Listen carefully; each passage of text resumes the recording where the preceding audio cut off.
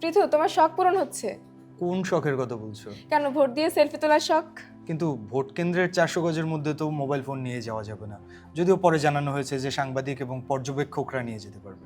শুধু সাংবাদিক ও পর্যবেক্ষকরাই নন, এখন ভোটার, প্রার্থী এবং এজেন্টরাও ভোট কেন্দ্রে মোবাইল ফোন সাথে রাখতে পারবেন। তাই নাকি? কবে হলো এটা?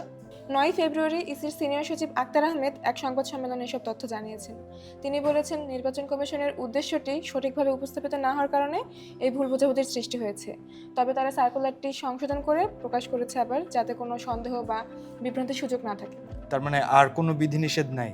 কিছু বিধিনিষেধ থাকবে, যেমন পোলিং এজেন্টস, পোলিং কর্মকর্তারা এবং সহকারী প্রিজাইডিং অফিসার সাথে মোবাইল ফোন রাখতে পারবেন না। এছাড়াও আইনশৃঙ্খলা বাহিনীর যেসব একাধিক সদস্য থাকবেন তারাও সাথে মোবাইল ফোন রাখতে পারবেন না। আর তাছাড়া ভোটকক্ষের গোপন বুথে তো কখনোই ছবি তোলা যায় না, সেটিও করা যাবে না। যাক, ভোট দিয়ে আমি অন্তত একটা সেলফি তুলতে পারবো এবার, এটাই আমার জন্য অনেক।